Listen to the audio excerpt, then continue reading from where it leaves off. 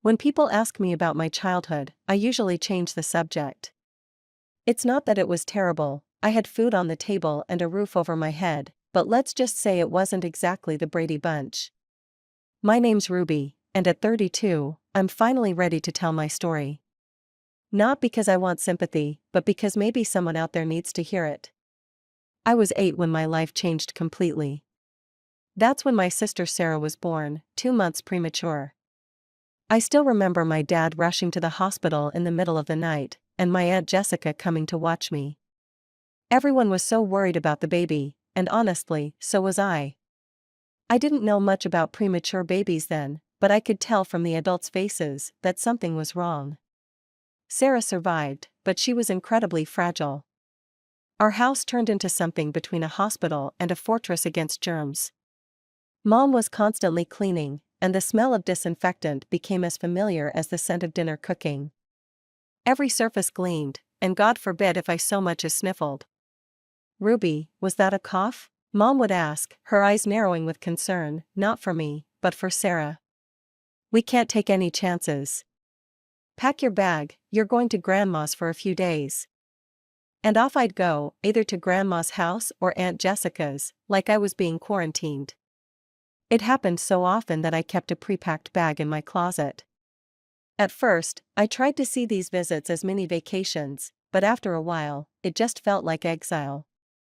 I threw myself into school, determined to at least make them proud that way. I got straight A's, joined the debate team, even won a regional science fair. But every achievement was overshadowed by Sarah's latest doctor's appointment or minor improvement. "Look, Mom, I got first place in the science fair," I'd say, holding up my trophy. "That's nice, honey. Did you wash your hands?" Sarah's been a bit sniffly today. The worst part? When Sarah turned 7, she suddenly stopped getting sick. It was like a switch flipped, and she became this perfectly healthy kid. But nothing changed with Mom and Dad. They'd spent so long protecting her that they didn't know how to stop. And Sarah? She learned pretty quick that she could get anything she wanted by playing the fragile card. High school should have been my time to shine.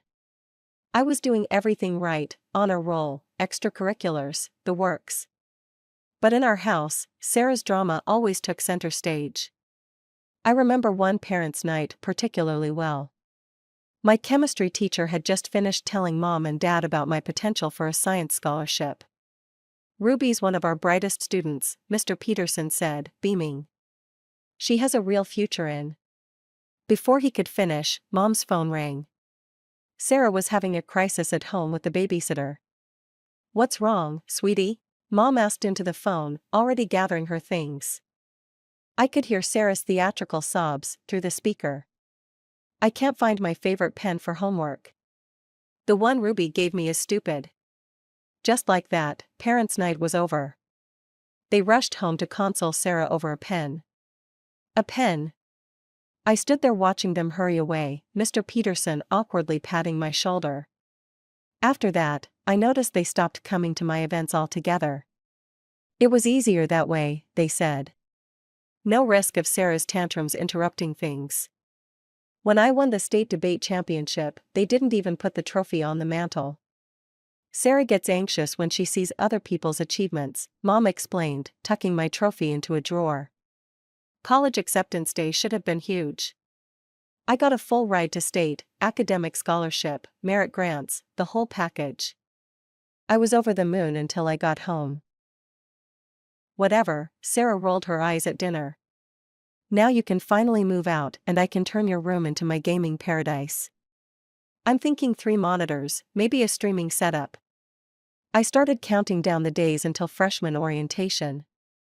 4 years of college flew by, with me spending every possible moment in the dorms or library. Home became a place I visited occasionally, usually for mandatory family dinners where Sarah held court with tales of her latest middle school drama. At 23, armed with my degree, I landed a job as a manager at Thompson and Company. The salary wasn't great, enough to rent a tiny apartment and buy grocery store sushi, but not much else. I should have been discouraged, but honestly, just having my own space felt like winning the lottery. Then one day, scrolling through social media on my lunch break, I saw an ad for an investment course. Learn to make your money work for you. Usually, I'd scroll past that kind of thing, but something made me stop.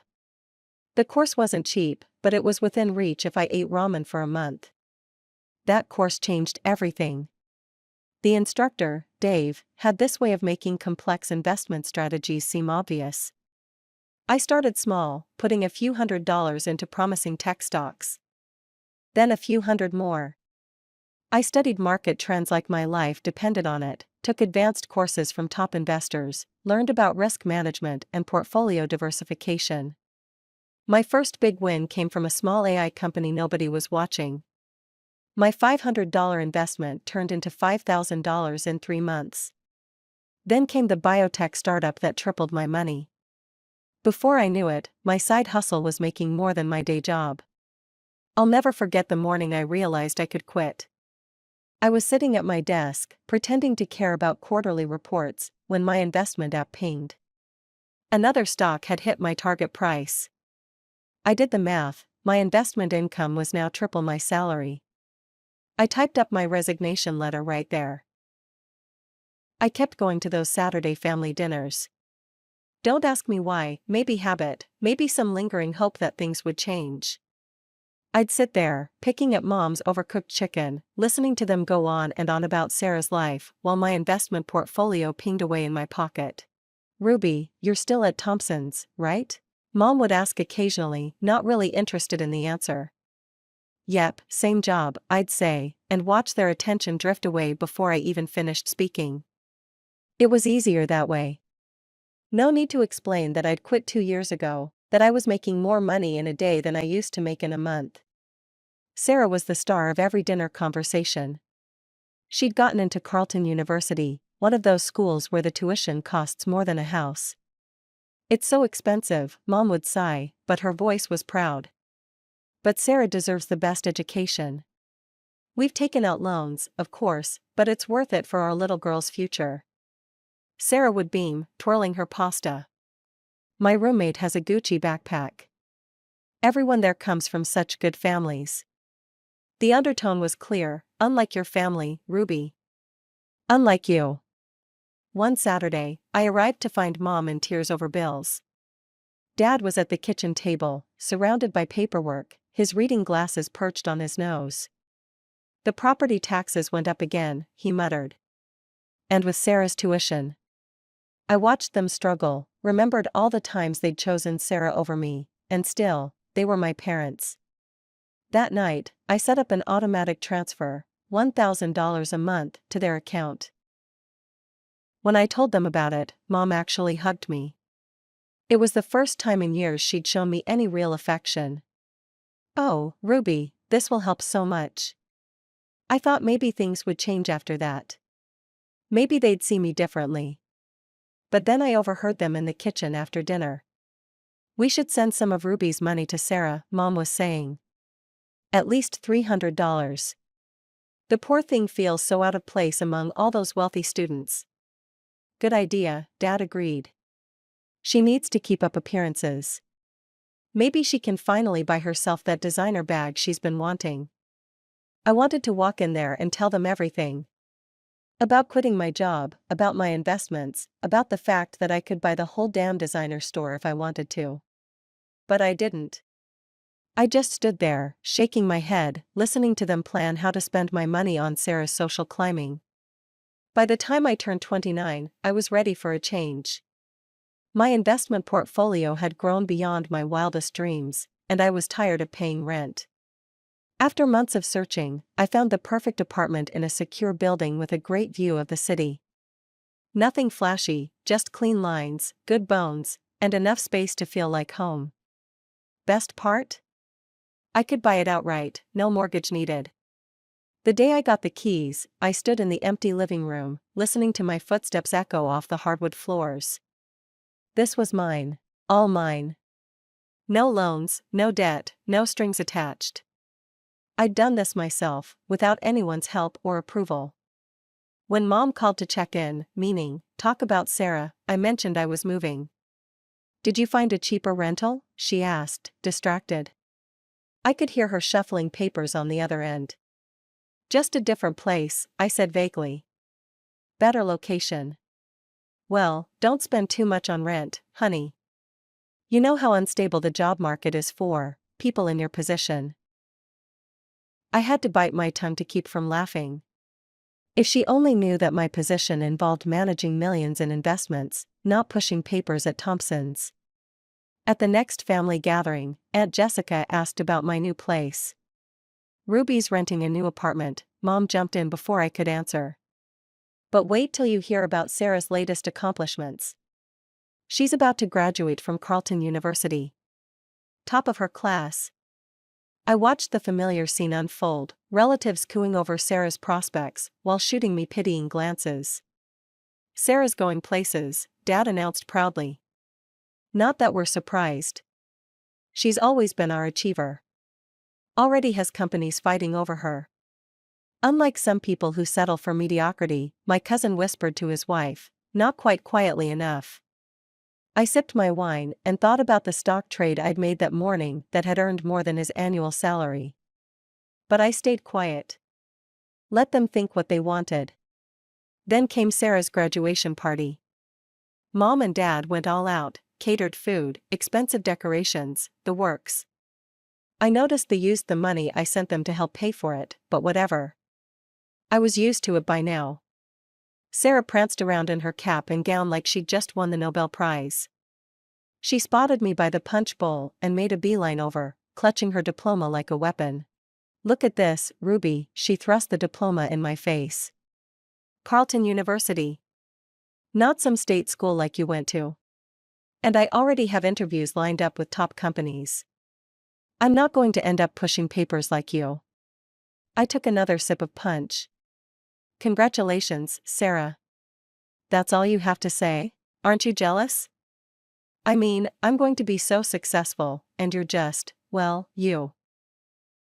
She stood there, practically vibrating with the need for me to acknowledge her superiority. I could have told her about my portfolio. About my fully paid apartment. About how I made more money before my morning coffee than she'd make in her first year of work. But what would be the point? Instead, I just shrugged and walked away, leaving her standing there with her diploma held high like a shield against her own insecurities. 3 months after graduation, Sarah was still unemployed. Those companies that were supposedly fighting over her? Turns out they weren't so impressed with her expensive degree after all. Meanwhile, the loan payments started rolling in. Ruby, Mom called one evening. Do you have a minute to talk? The loan payments for Sarah's education. Mom paused, probably for dramatic effect. They're really crushing us, honey. And with all our other bills. I hate to ask, but could you possibly? How much do you need? I asked, already knowing I'd regret this. Well, if you could increase your monthly help to $2,000, that would be such a blessing.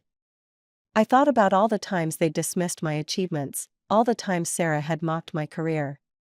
But I also thought about my bank account, with its comfortable 7 figures that my family knew nothing about. Okay, I said finally. I'll set up the new amount starting next month. Mom's thank you was barely out before she started planning how to spend it. This will help so much with Sarah's loan payments, and maybe we can help her buy some proper interview clothes. A few weeks later, Sarah finally landed a job at the same company where Dad had gone to college with the HR director. The irony wasn't lost on me when she ended up with the title of manager. I stopped by their house one weekend and found Sarah sprawled on the couch, scrolling through apartment listings on her phone. God, everything's so expensive, she whined. I can't believe I have to live here with Mom and Dad. This is so embarrassing. You could look at some smaller apartments, I suggested. Or maybe outside the city center? She looked at me like I'd suggested she live in a dumpster. I need to be in the right neighborhood, Ruby. Not that you'd understand. Some of us have standards. I glanced around at our parents' modest living room, where she was currently living rent-free, but kept my mouth shut. Anyway, she continued, tossing her phone aside, this is just temporary. Unlike you, I'm not going to be stuck as a manager forever. I have actual potential. As Thanksgiving approached, Mom went into her usual hosting frenzy. Every year, she insisted on doing everything herself, turning the kitchen into her personal stress domain. But this year was different. "I don't know what I'm going to do," she moaned over the phone a week before the holiday. "I sprained my back getting Sarah's laundry out of the dryer, and I can barely stand up straight. How am I supposed to cook for 20 people? Why don't you let me handle it?" I offered. "I can have everything catered from that new restaurant downtown." "You're such a good daughter," Mom gushed. "I don't know what we'd do without you." I caught sight of Sarah in the background of our video call, rolling her eyes dramatically. Mom's praise of me, however slight, was clearly ruining her day. Thanksgiving Day started like any other family gathering. The catered food arrived perfectly on time, and I helped Mom arrange everything while trying to ignore Sarah's running commentary about how store-bought stuffing could never compare to homemade.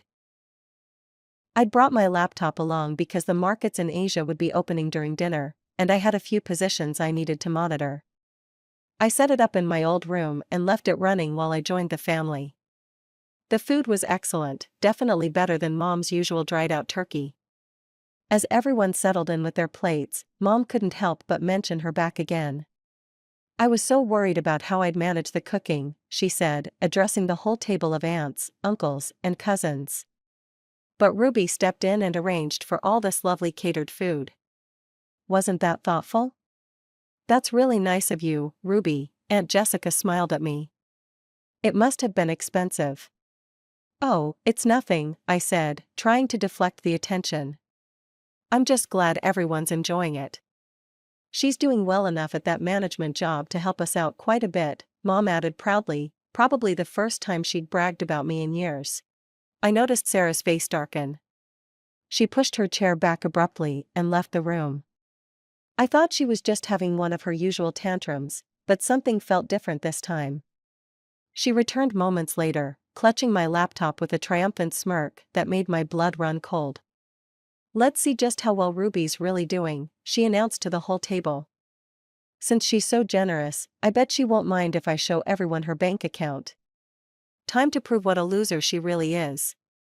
I jumped up from my chair. "Sarah, don't." But it was too late.